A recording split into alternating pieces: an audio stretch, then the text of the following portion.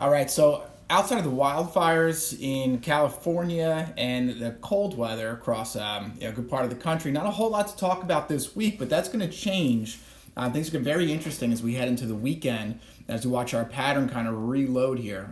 First, if you haven't yet, please hit that subscribe button to help this channel to grow. I appreciate that. So we'll pull up the GFS ensembles here. So we have that trough in the east right now. We're going to see kind of a relaxation in the pattern. And really, I think a better way to put it is just a kind of a reloading of the pattern. So as we go through the week, we see the ridging, right, which is the brighter colors, the troughing. Those are going to be your blue colors. We see a little bit of a ridge kind of rolling across the country ahead of our next cold front as our big ridge out west starts to rebuild there and getting ready to send some very, very cold air down into the United States. So that's going to roll through. That front's going to start to drop down. Back this up so you can kind of see right there. You see that blue just north of Montana there. So that starts to drop down on Friday. That's going to be our next cold front. Big cold front that's going to move through, good portion of the eastern 2/3 of the United States, brings some very cold weather. And that's going to move in and really just kind of settle in. We'll kind of let the GFS ensembles play out here. Now this is Monday of next week. Now look at that big trough across the country with the ridging up top there. So that you just look at that and you know it's going to be cold with threats of storms as well. And as we take this through, this is now the 23rd. So that trough just really kind of settles in. And it's not really towards the end of the run where maybe we start to see a little bit of ridging start to build in the southeastern part of the United States, but certainly plenty of cold air to go around over the next, looks like 2 weeks or so. We'll have to see what happens beyond that, which I will touch on towards the end of the video, so stay tuned for that. But let's go ahead to the surface here. So as that cold front moves through on Friday, well, it starts to drop down on Friday. You can see that right here, right? You see the blue lines right there. So this is thickness. The blue is going to be your colder air. So that starts to drop down on Friday. And then out ahead of that, so we're looking at this is now Friday night. The European is showing what looks like a decent severe weather threat across the deep south here. And that moves across as we head into Saturday. And that's a pretty good potent line there that the European is showing. So we'll have to watch out for some severe weather across the deep south, say Friday, probably most likely Friday night into Saturday. And that moves off. Now that's associated with our cold front. And then once that moves across, then things really start to get interesting. I'll pop over to the GFS here.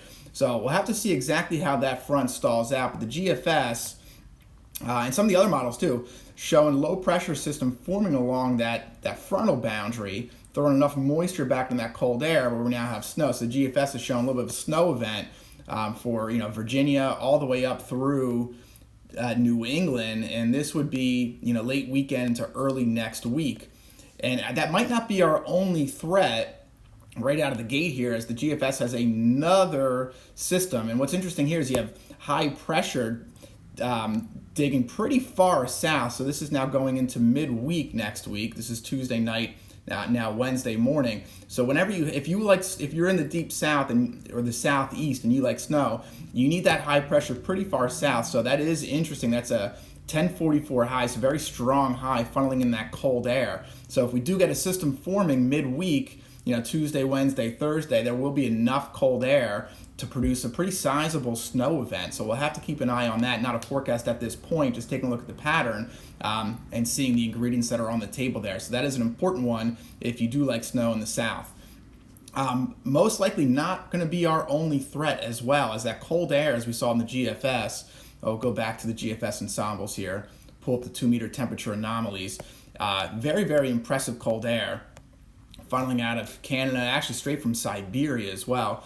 So there's our brief little warm-up. So out ahead of that cold front, you're going to have a brief warm-up as the winds turn more from the south. And then look at all that cold air behind it, those blues, deep blues and purples, very, very cold air funneling south. This is now early next week, and you can see how far south that, even Mexico, right, is colder than normal. And then right through the end of the run, again, as we head towards the end of the run, towards like the 28th, 29th, maybe GFS showing a little bit of moderation, and that could be in response to the MJO, but we're still going to have that ridge, that negative EPO, negative WPO. So still going to be plenty of cold air around. It's just going to be, does that cold air towards the end of the month, early February, start to shift west for a period of time?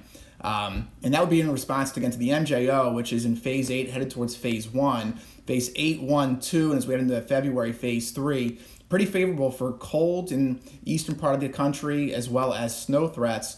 We'll have to see what type of MJO response we see if it goes into 3 and then into 4. So I wouldn't be surprised if we go into February if we do see that colder air shift to the west for a little bit. But if that MJO response or that MJO wave stays strong, that will at some point in February head back into the cold phases. Remains to be seen because the base pattern is still showing that negative EPO, negative WPO look to it. So even if we do see that warmer response, there's going to be a fight and a clash. So cold air, probably intrusions into the eastern part of the United States, probable even if we go into those warmer phases, just might not be as sustained as we're going to see over the next couple of weeks. And then one other interesting thing, taking a look at the analogs here. So this is 8 to 14 day analogs, kind of comparing it to what's happened in the past. And we see some interesting things. 1994, remember how cold of a winter that was. 89, February 89, there's a big cold air blast as well. I think there's a pretty big snowstorm across portions of the southern mid-Atlantic and the southeast. I want to say Richmond area, Norfolk area, pretty big snowstorm. 2009 showing up. There's a really big winter storm across the central part of the United States and the Ohio Valley. So we'll have to see. This pattern definitely looks like it's going to produce something. So we'll just have to keep fine-tuning the details here as the models come in. So probably put another update out tomorrow as we get some more information in, as we get closer towards the time frame of that next threat setting up. So that's it for now. Thanks for watching, and see you next time.